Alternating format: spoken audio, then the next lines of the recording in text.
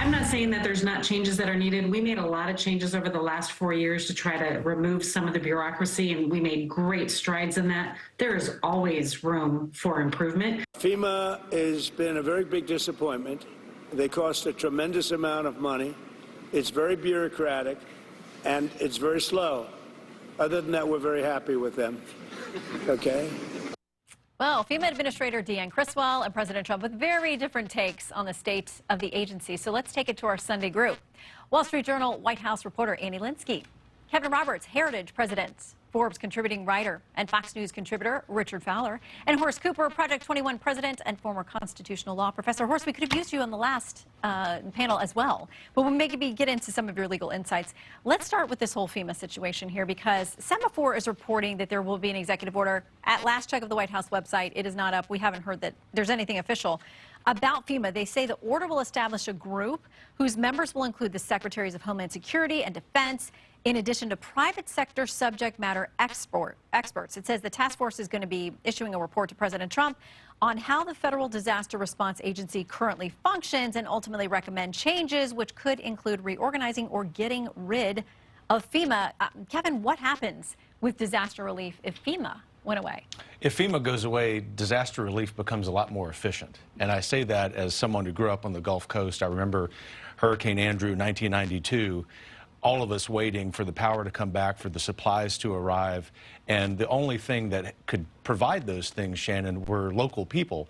FEMA is in microcosm what's wrong with the federal government. It's bloated, it's bureaucratic, it's inefficient, it is outdated. And I applaud President Trump for doing this on behalf of disaster relief for everyday Americans. It would be a great update to the federal government. You say the Gulf Coast. I also grew up there. Where it's Gulf of America now? It is Gulf of America, where there's 10 inches of snow in my hometown. It's hard to believe. Exactly. I know. My Floridians are all covered in snow down there. I've got the pictures to prove it.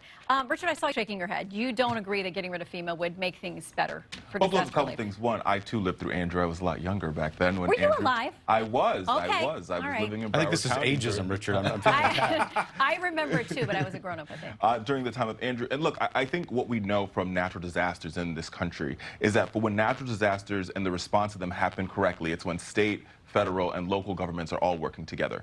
The job of FEMA is to empower and embolden local and state officials to do their jobs better, to get them the resources that they need as fast as possible. We can all acknowledge there's been mistakes made by FEMA, whether it was, Katrina and others. And so I do think that this committee is the right way to go. But the ideal is to just abolish a federal agency that has had success in many cases in getting things right and doing things right and delivering resources is important, right? And I think also, too, when you have the politics of natural disasters, that's the thing that always breaks my heart in these type of situations. When you see members of Congress try to attach voter ID or this or that to natural disaster relief for people who are in need, especially given, I'm specifically talking about California, when many of the states that are going through this, when it's California, when it's New York, when it's other places, have contributed so much to the federal general fund, they're like, listen, we just need some of the money that we put in back. And I think right now more than ever, we can reform FEMA, but to get rid of it and think that's going to be efficiency, I think that's the wrong way to go. Well, speaking of the politics, President Trump visited North Carolina, then he was touching down in California. There wasn't a plan to be with Governor Newsom. Well, Governor Newsom had a plan to be there because he was on the tarmac.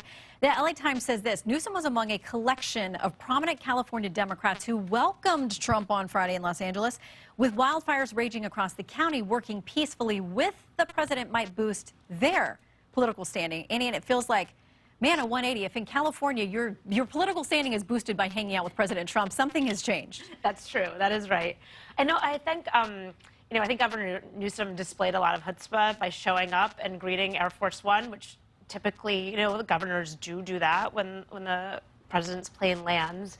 And I think that there's more than meets the eye than with the relationship between Newsom and Trump. I mean, the two have certainly been at loggerheads. They've used each other as punching bags during campaign seasons. They've also worked together on COVID, on fires previously. So these two men have a history together, and they're both showmen.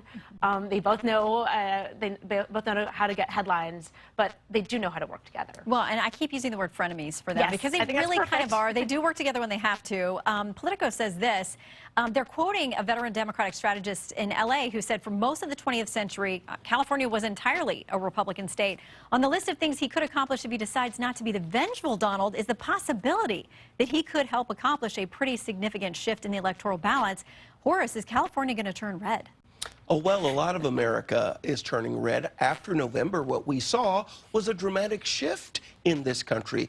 County after county after county was more red in 2024 than it was in 2020. But to talk about FEMA here for just a moment, if you have FEMA's record, it's going to be very difficult to survive the threat of dissolution. You can't have emails where you say, I went to this house and it had a Trump sign, so we went on past. In my case, in 2021, we had a record winter storm in Texas. It was 2022 that we got reached out to by FEMA to ask us if we needed any help. That was a long time later. The record of FEMA isn't good, and if they continue the record that they have, they're heading for dissolution very quickly. Well, one of the other executive orders this week from President Trump was about releasing information on various assassinations, RFK, JFK, Reverend Martin Luther King Jr. He says their families and the American people deserve transparency and truth. He says it's in the national interest to finally release all the records related to these assassinations without delay.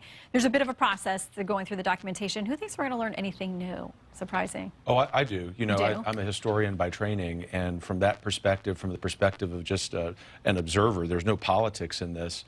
I think the American people realize they want to get to the bottom of this. This is also what's driving a lot of Americans, especially young people on the so-called new right, to try to figure out what's going on with aliens in outer space. It seems, you know, to this middle-aged guy, like a little bit of an esoteric interest, that is the alien thing.